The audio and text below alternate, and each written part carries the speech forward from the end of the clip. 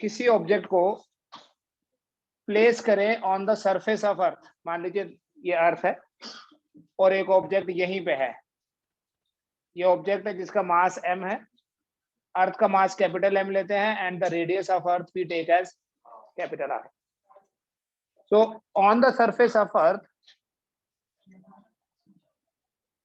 on the surface of earth,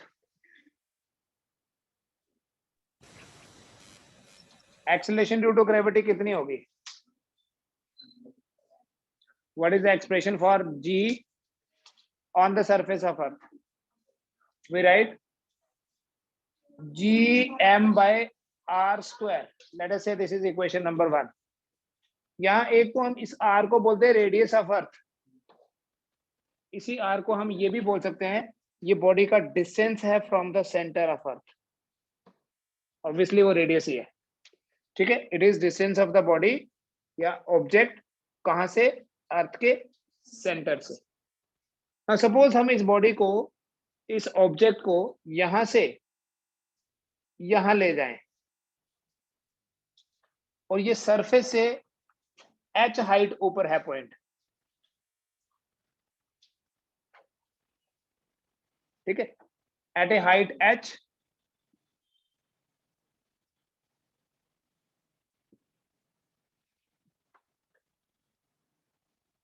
from the surface of अर्थ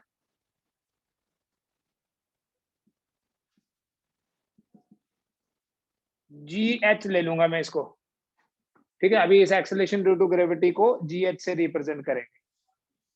बेटा जब h height ले गए यहां से, तो अब ये सेंटर से कितना दूर हो गया? पहले ये सेंटर से r डिस्टेंस पे था, अभी सेंटर से r प्लस h. तो gm, अर्थ का मास तो अभी भी m ही है, बिकॉज ये पूरा स्फीयर तो इन्वॉल्व है ही है, लेकिन सेंटर से डिस्टेंस कितना हो गया इसका? So don't write r square plus h, write r plus h whole square, ठीक है. तो बेसिकली ये r होता क्या है? It is distance from the centre of earth. जब अर्थ के सरफेस पे है बॉडी, तो उसका डिस्टेंस अर्थ के सेंटर से उतना ही है जो रेडियस है, और जब h हाइट सरफेस से h है, तो सेंटर से कितना डिस्टेंस हो गया? r plus h. If we divide this second equation by first equation, divide equation 2 by equation 1, तो GH by G क्या बन जाएगा?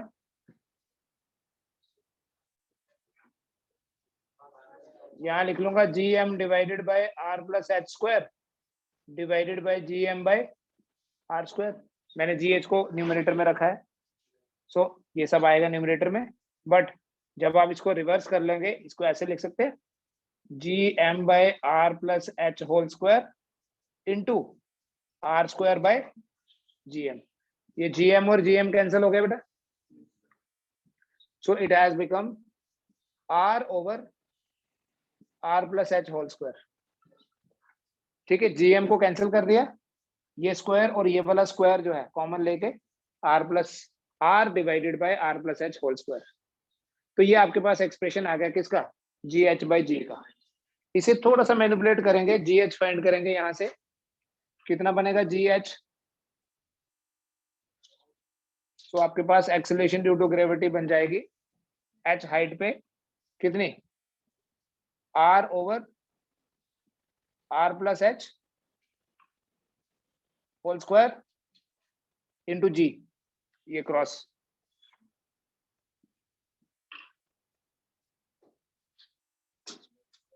एक चीज यहां नोट करें, R और R प्लस H में से R बड़ा है, ऑब्वियसली न्यूमरेटर बड़ा है.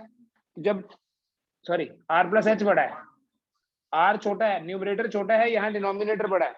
तो जब भी किसी फ्रैक्शन में डिनोमिनेटर बड़ा होता है एज कंपेयर टू न्यूमरेटर, जब डिनोमिनेटर बड़ा है तो ये जो फ्रैक्शन आएगा ये डेसिमल में आएगा, मतलब लेस देन 1 होगा या नहीं होगा. और जब आप किसी नंबर को लेस देन 1 से मल्टीप्लाई करोगे, चाहे उसका स्क्वायर कर रहे हैं हम, जो भी नंबर लेस देन 1 है उसका स्क्वायर करोगे तो वैल्यू और कम हो जाती है। ठीक है, ये नहीं सोचना कि ये नंबर लेस देन 1 है लेकिन इसका स्क्वायर करेंगे तो बढ़ेगा। स्क्वायर करने से हमेशा बढ़ता नहीं है। आप 0.8 का स्क्वायर कर लो, this will be further smaller. ठीक है, स्क्वायर करने से वैल्यू कम भी हो जाती है। तो ये जो पूरी पूरी टर्म है दिस इज लेस देन 1। ठीक है, और जब आप किसी नंबर को, जैसे यहाँ g है, ये 10 है सपोज, और ये अगर 0.9 आ गया हमारा, तो 0.9 इंटू 10 कितना होगा? 9। मतलब यहाँ पर पूरा ओवरऑल जो रिजल्ट आ रहा है उसको GH बोल रहे हैं, वो GH इस G से कम होगा। क्योंकि GH कैसे मिल रहा है? G को मल्टीप्लाई कर रहे हैं ऐसे नंबर से जो लेस देन 1 है, और लेस देन 1 से मल्टीप्लाई करोगे तो वैल्यू और कम हो जाती है। तो एक चीज यहां से ऑब्वियस है, तो हम डायरेक्टली यहां लिखेंगे therefore GH is less than G। मतलब हम जितना ऑब्जेक्ट को ऊपर लेते जाएंगे, हाइट पे लेते जाएंगे, तो एक्सेलरेशन ड्यू टू ग्रेविटी की वैल्यू कम होती जाएगी। With increase in height, the acceleration due to gravity decreases. This is the first thing, first conclusion from here. With increase in height,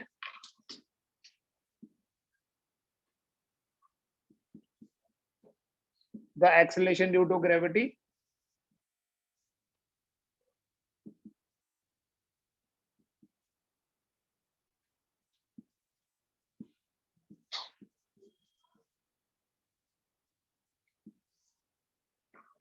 height बढ़ने से एक्सेलरेशन ड्यू टू ग्रेविटी जो है वो कम हो जाती है।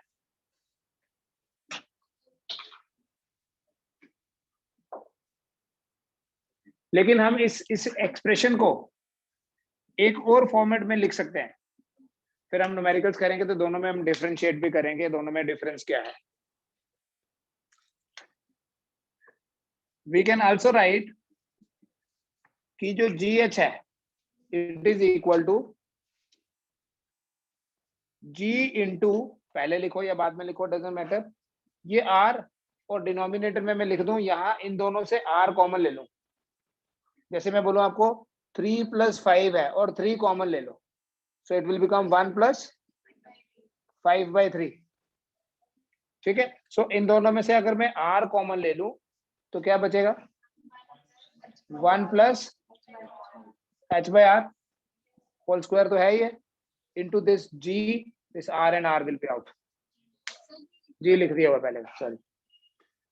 ठीक है, अब ये डिनोमिनेटर में है बेटा, जब आप इसको न्यूमरेटर में ले जाएंगे you can write it as 1 + h/r power -1, और फिर ये 2 है, तो GH कितना हो गया? G into 1 + h/r power -2। अभी इसको थोड़ा सा और करूंगा, मतलब this expression can be written in this form also, although ये इतना कन्वीनियंट नहीं है, बट हम इसे थोड़ा कन्वीनियंट बनाएंगे अभी।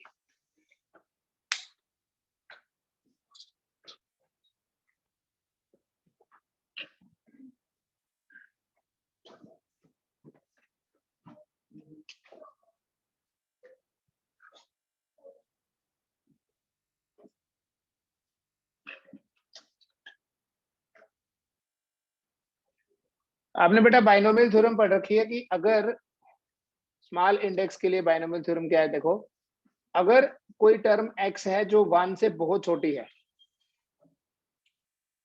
तो 1 + x⁻n को आप अप्रोक्सीमेटली लिख लेते हो 1 + n × x। अदरवाइज अगर x छोटा नहीं होगा तो फिर ये लिखते हैं +n × n-1/2 फैक्टोरियल × x²। ठीक है, बट आपने छोटी वैल्यू के लिए लिखना है 1 + x⁻n क्या होता है? 1 +, इसे बोलते हैं बाइनोमियल थ्योरम। ठीक है, और अगर हम यहाँ ये एज्यूम कर लें, ये एक्सप्रेशन है जो हमारे पास, कि ये जो हाइट है अर्थ के सरफेस से जो डिस्टेंस है उसी को हाइट बोल रहे हैं। अगर h बहुत कम है as compare to r, radius of earth is 6400 kilometre, मान लो एक बॉडी को हम 50 किलोमीटर ऊपर ले गए, तो वो जो हाइट है वो रेडियस के कंपैरिजन में बहुत छोटी है। जब हाइट रेडियस के कंपैरिजन में बहुत छोटी होगी तब जो h/r है वो 1 से बहुत छोटा होगा।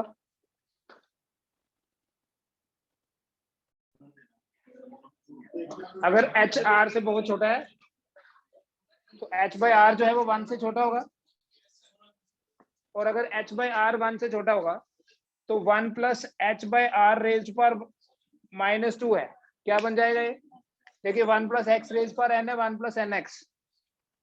अगर h/r 1 से छोटा है तो थप्पड़ पड़ जाएगा मेरे से, मैं भी कहूंगा कुछ नहीं।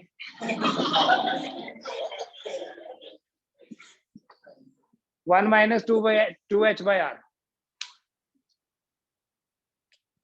ठीक है। तो उस केस में आपके पास जो GH है it will be equal to G into 1 - 2h/r।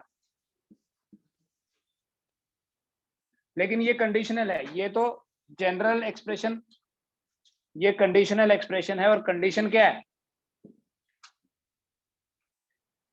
Again you can see it will be G into 1 minus something, so obviously value G में से कुछ माइनस करेंगे तो वैल्यू कम ही हो जाएगी। बट अब थोड़ा सा प्रैक्टिस अगर करेंगे, हाल तो इसी फॉर्मूले से ये बना, बट जो न्यूमेरिकल इससे होगा वो इससे नहीं हो पाएगा, और जो इससे होगा वो इससे नहीं होगा। वो हम थोड़ा सा देखते हैं कैसे, Y so.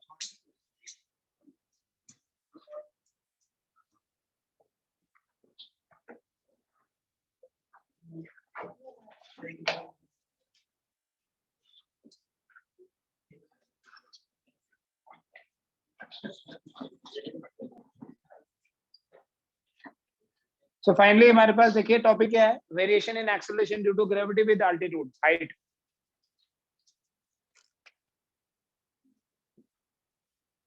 If h is large, large मतलब if h is comparable to r, radius से डबल है, रेडियस से हाफ है, मतलब जिसे हम r के साथ कंपेयर कर सकते हैं, तो GH आपने लेना है G into R over R plus H whole square.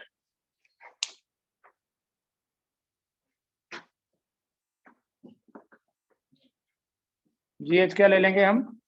G into R over R plus H whole square. लेकिन अगर H बहुत छोटा है R से, then GH will be equal to G into 1 minus 2h/r। इन दोनों में बेटा एक चीज कॉमन ये है कि ये वाला जो GH है ये भी लेस देन G है, ये भी। तो this is a common conclusion कि हाइट बढ़ने से एक्सेलरेशन ड्यू टू ग्रेविटी कम होती है। कितनी कम होगी वो हम देखेंगे, हाइट कितनी ज्यादा है, जितनी ज्यादा height acceleration due to gravity उतनी ही कम हो जाएगी। जैसे एक क्वेश्चन की हेल्प से समझते हैं। मान लो एक बॉडी को हम अर्थ के सरफेस से उतनी ऊपर ले गए कि उसकी हाइट अर्थ के रेडियस से हाफ है, मतलब 3200 किलोमीटर है। कितना दूर अर्थ के सरफेस से? 3200 किलोमीटर। तो बताओ वहां पर एक्सेलरेशन ड्यू टू ग्रेविटी कितनी होगी? और दूसरे केस में हम एक बॉडी को 200 किलोमीटर ऊपर ले गए, तो वहां पर एक्सेलरेशन ड्यू टू ग्रेविटी कितनी होगी? If a body is taken up to a height equal to half of the radius of Earth, what will be the value of G at that place? And if a body is taken up to a height equal to 200 kilometre, आपको absolute value नहीं निकालनी है, जो भी value निकालनी है वो in terms of G find कर लो।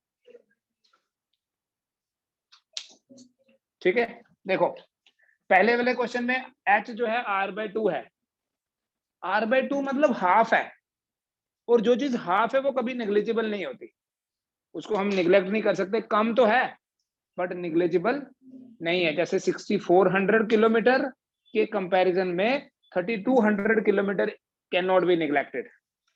इसलिए इस पहले वाले में आप ये फॉर्मूला लगाएंगे, then at your place you can check दूसरा वाला फॉर्मूला लगा के। और ये दूसरा 200 किलोमीटर जो है ये बहुत कम है एज कंपेयर टू 6400, वो 6400 एंड दिस इज ओनली 200। तो ये दूसरा वाला जो है इसे हम इस फॉर्मूले से करेंगे, ठीक है। और आप दूसरा वाला इस फॉर्मूले से करने की कोशिश करो, you will be held up somewhere, इतनी ज्यादा कैलकुलेशंस हो जाएंगी, आप बोलोगे इतना ही बड़ा है, वही बड़ा है, ठीक है। वो भी ट्राई एक कर लेते हैं, ट्राई हम पहले देखो कि एक्चुअली करना कैसे है।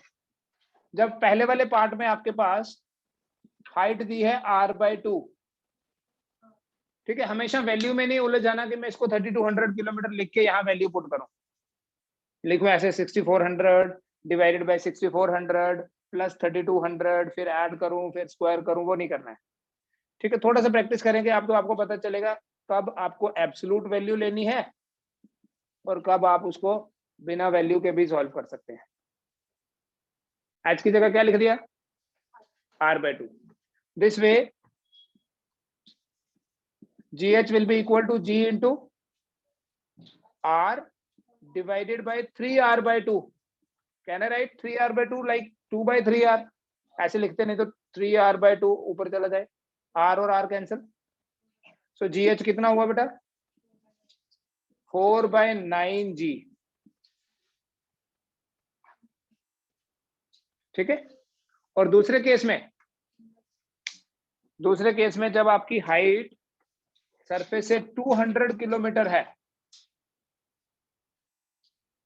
हाइट कितनी है सेकंड केस में, 200 किलोमीटर, अभी तो एब्सोल्यूट वैल्यू ही डालनी पड़ेगी।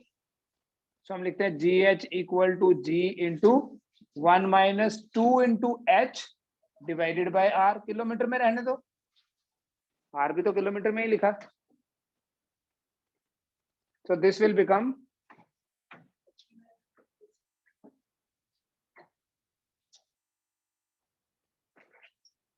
ऐसे आ गया 1 minus 1/16, because this is 400 by 6400, 2 zero cut जाएंगे इसके और इसके, 4/64 कितना होगा, 1/16। सो इसे सॉल्व कर लोगे तो आपके पास आ जाएगा 15/16g। GH equal to 15/16g।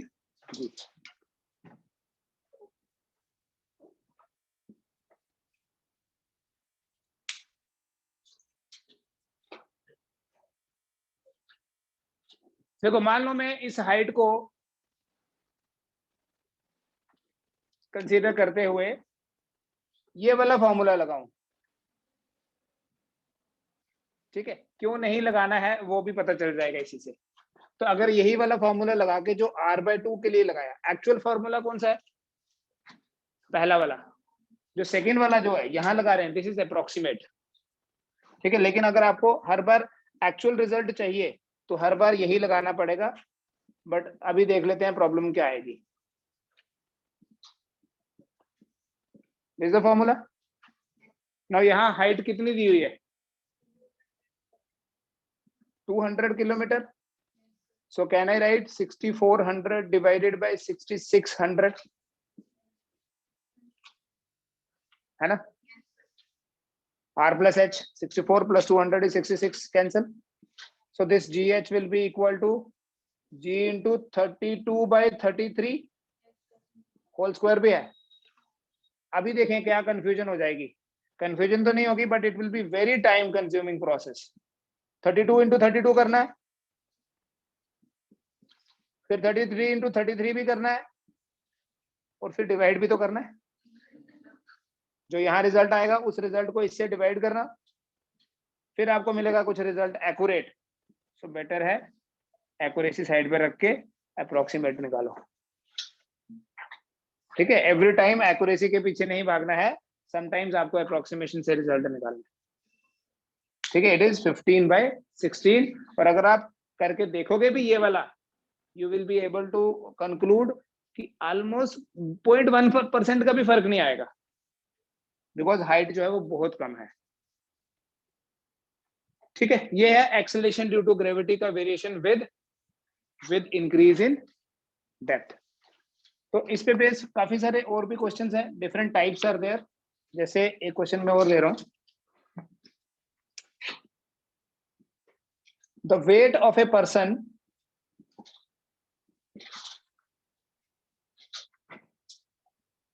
on the surface of earth is 72 newton. Earth के सरफेस पे the weight is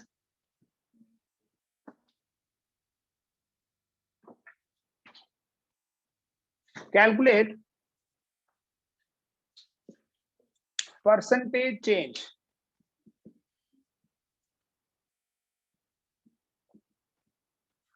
in weight when the person क्या ऑब्जेक्ट ले लो, when the object is taken up to a height equal to the radius of earth।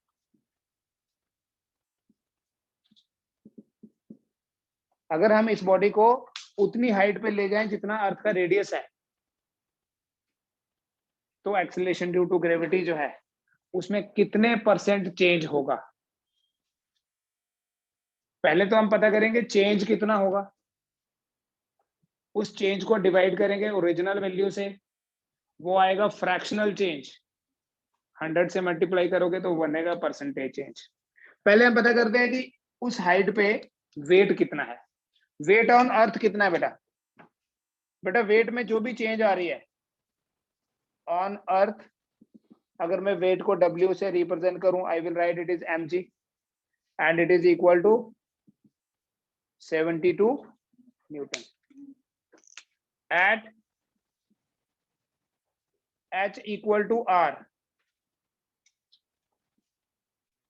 Late me say कि weight is W dash m into GH, क्योंकि मास तो change नहीं होता, wait में जो भी चेंज होएगी वो किसकी वजह से? एक्सेलरेशन ड्यू टू ग्रेविटी की वजह से। तो अर्थ के सरफेस पे acceleration due to gravity g है, h हाइट पे acceleration due to gravity gh है। Don't write it as mgh, gh subscript है, mgh पोटेंशियल एनर्जी नहीं लिखना इसको। अब gh का फॉर्मूला क्या है? g into r over r plus h whole square.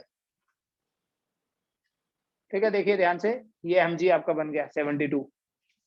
So w dash is equal to 72 into, this is now mg into r by 2r का whole square है। Why so? क्योंकि h कितना है, so it will B 1/4। 1/4 मतलब 18/4 हो गया, 18 4s are 72। तो जो वेट अर्थ के सरफेस पे 72 न्यूटन था, वो 6400 किलोमीटर ऊपर जाके 18 न्यूटन रह गया। ठीक है, इसको देख के ही आप बोल सकते हो 1/4 हो गया ये, तो 1/4 हो गया तो 25% डिक्रीज हुआ। नहीं तो अगर आपको देख के नहीं पता चले, मान लो ये कोई इसका मल्टीपल नहीं है, तो कैसे करना है? What is change in weight? Weight में कितना चेंज है, पहले चेंज देखो। Delta W, W minus W dash equals to 72 minus 18, कितना हुआ? 54 न्यूटन।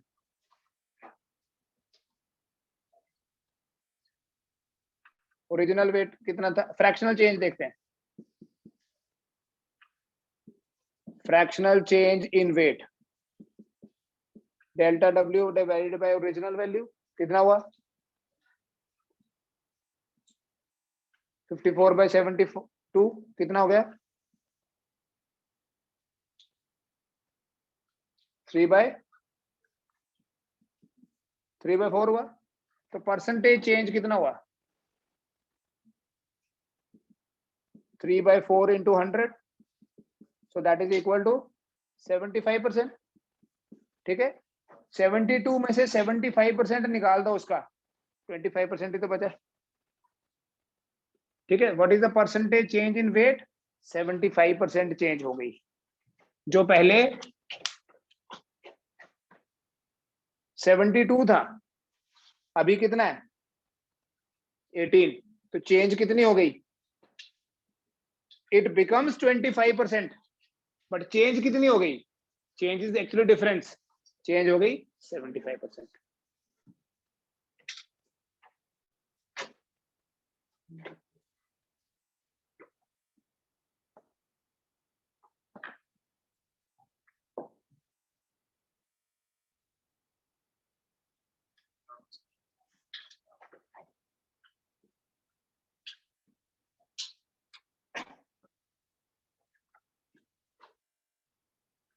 अब अगर दोनों एक्सप्रेशंस को कंबाइन करें, हाइट और डेप्थ वाले, तो कंक्लूजन ये निकलता है कि अर्थ के सरफेस पे एक्सेलरेशन ड्यू टू ग्रेविटी की वैल्यू मैक्सिमम है। When we go deep down it decreases, and when we go up it again decreases. Depth में जाएंगे तो डेप्थ वाला फॉर्मूला लगेगा, हाइट पे जाएंगे तो हाइट वाला। लेकिन अगर हम हाइट और डेप्थ भूल जाएं और ये बोले अर्थ के सेंटर से जो डिस्टेंस है उसके हिसाब से वेरिएशन देखना है। ठीक है, so let us discuss the variation of acceleration due to gravity with distance from the center of earth.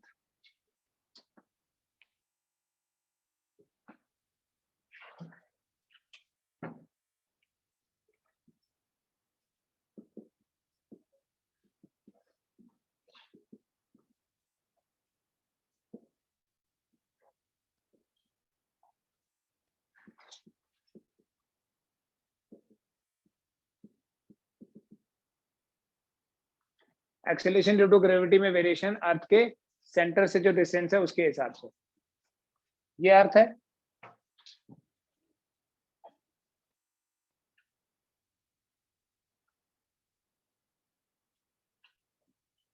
ये हो गया अर्थ का सेंटर।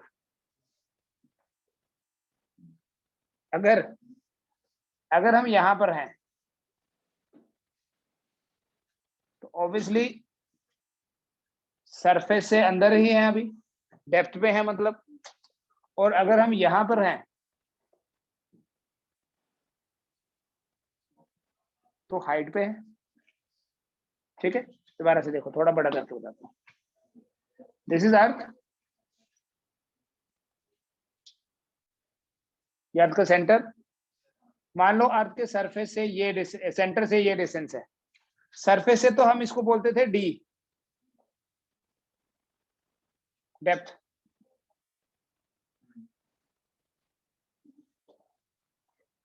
अगर पूरा ये रेडियस आर है तो बताओ सेंटर से कितना हो गया डिस्टेंस? ये आर माइनस डी। और अगर हम यहां पर ले जाते हैं ऑब्जेक्ट जो कि सरफेस से एच हाइट पे है, तो सेंटर से कितना हो गया? ठीक है, अगर आर जो है small R is distance from the centre of अर्थ,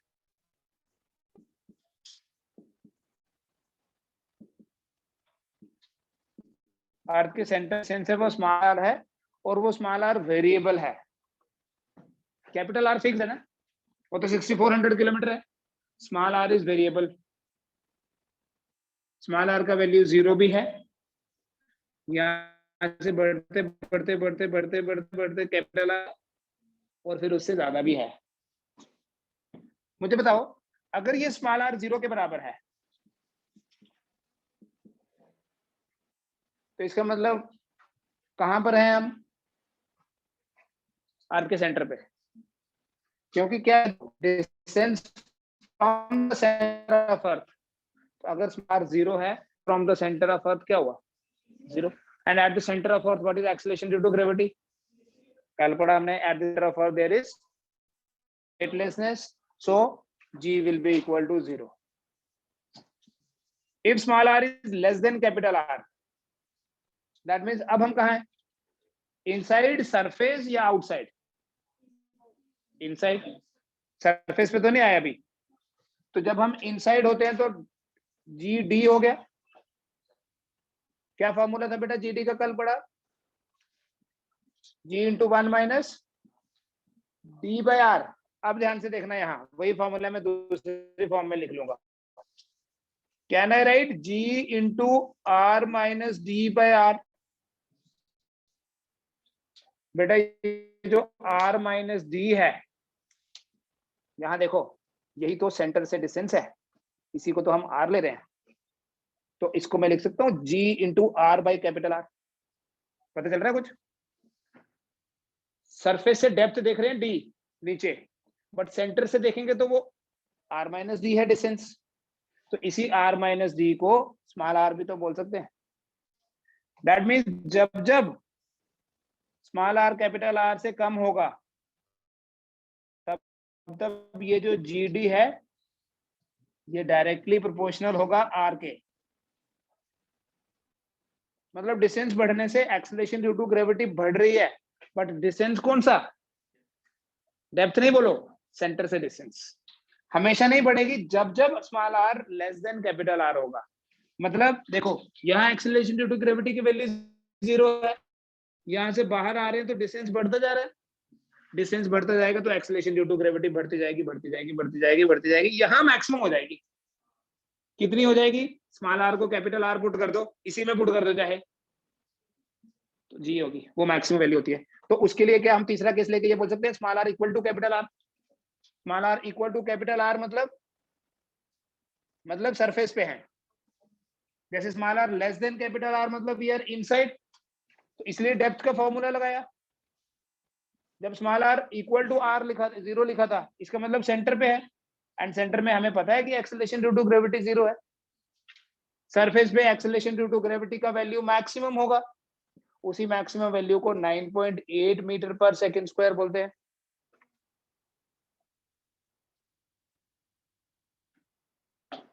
और फोर्थ केस देखो, अगर स्मॉल r कैपिटल R से बड़ा है, सो हम सरफेस से ऊपर हो गए, मान लो यहां पर है हम h हाइट पे, लेकिन सेंटर से जो डिस्टेंस है उसको स्मॉल r लिखा हुआ है, तो तब बेटा स्मॉल r जो है वो कैपिटल R प्लस h नहीं बन जाएगा। देखो नाम r ही है स्मॉल r, बट वो वेरिएबल है, कभी वो स्मॉल r माइनस डी है, ये देखो, और कभी वो r प्लस h है, कभी वो r है, कभी वो 0 है, राइट। सो स्मॉल r क्या है, r plus h, but we know कि ये जो पॉइंट होगा जहां पर भी कितना भी मर्जी ज्यादा, बस ज्यादा होना चाहिए, ये तो आउटसाइड ही होगा, मतलब हाइट पे होगा। तो हाइट के लिए हमारे पास फॉर्मूला क्या, एक्चुअल वाला फॉर्मूला ये लगाएंगे, g h equal to g into r over r plus h का होल स्क्वायर है बेटा।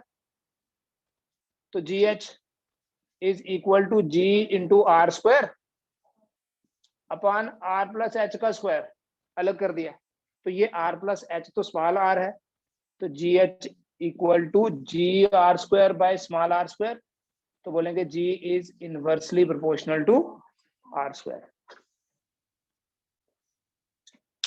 पहले वो वैल्यू 0 थी आर की, जी भी 0 आ गया, लेस देन है डायरेक्टली प्रोपोर्शनल, इक्वल टू है maximum value, and greater than है तो इनवर्सली प्रोपोर्शनल है।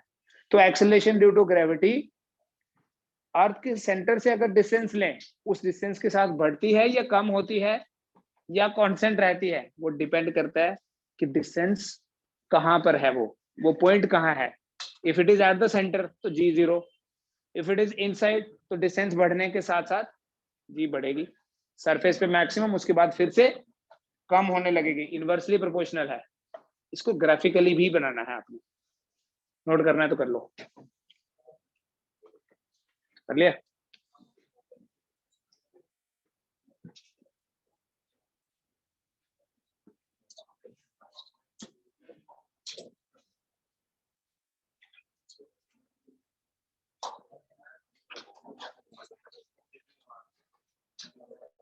बेटा कंक्लूजन देख लेंगे बस। If small r is the distance from the centre of earth पहली चीज, for this r equal to 0 means centre पे है, g is equal to 0. For this r less than capital R, g is directly proportional to R. For this R equal to capital R, g has a maximum value, and अगर greater than capital R होगा तो g inversely proportional to R square.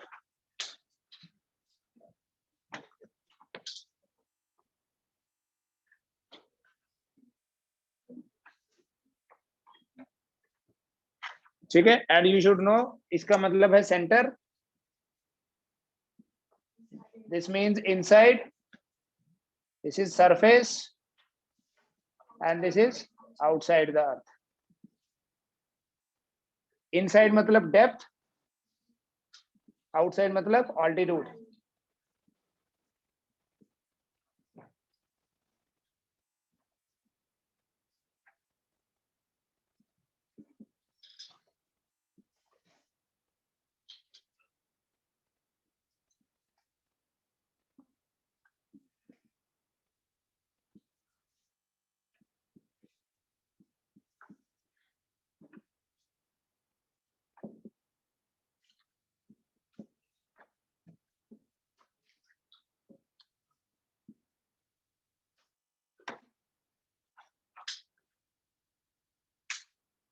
Directly proportional होगा linear, centre पे acceleration due to gravity 0 है, r भी 0 है.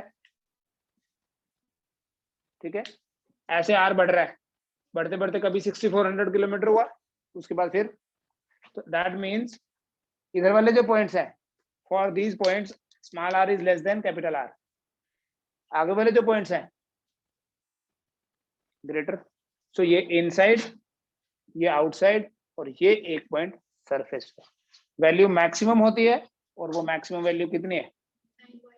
9.8 metre पर second square. ठीक है, इसको कर लो.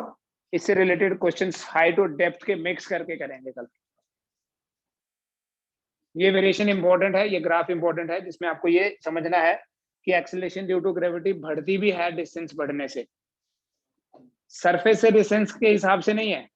सरफेस से डिस्टेंस लोगे फिर तो कम होगी, चाहे ऊपर जाओ चाहे नीचे. लेकिन अगर हम सेंटर से स्टार्ट करेंगे, we start from the centre. अगर आपको यहां से दिखाऊं ऐसे,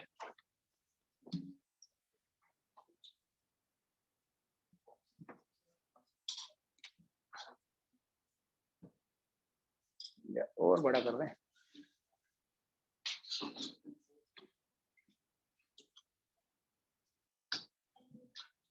ये हो गया बेटा सेंटर के कॉरेस्पॉन्डिंग. यहां से एक्सेलरेशन ड्यू टू ग्रेविटी बढ़ती जा रही है, ये देखो बढ़ता हुआ दिखा रहा है. ये रेडियस ऐसे बढ़ रहा है और एक्सेलरेशन ड्यू टू ग्रेविटी बढ़ती जा रही है. यहाँ मैक्सिमम हो गई ये, और उसके बाद ये जो पॉइंट्स हैं ये तो हाइट पे आ गए, तो एक्सेलरेशन ड्यू टू ग्रेविटी फिर से कम हुई. सेंटर से सरफेस तक मैक्सिमम, और उसके बाद फिर से डिक्रीजिंग. ये इसके साथ मीट नहीं करेगा, इन्फिनिटी पे जाके 0 होगी अगर हाइट के हिसाब से देखें. ठीक है, ये आपने ग्राफ हाइपरबोलिक ग्राफ है, ये लीनियर नहीं है. आप में से कुछ लोग ऐसे बना रहे हैं graph. It's not like this, it is hyperbola graph. मतलब अगर y equal to 2/x square है, या 3/x स्क्वायर है, या 1/x स्क्वायर है, ये उसका ग्राफ है. इनफैक्ट अगर 2/x भी होता तब भी स्ट्रेट लाइन नहीं होनी चाहिए. देखो ऐसा ग्राफ तब बनता है जब y इक्वल टू -2x हो. अगर डिनोमिनेटर में x है तो हमेशा आपका जो ग्राफ होगा वो हाइपरबोला होगा. ठीक है, तो आप लोग इसको भी ऐसे बनाएंगे.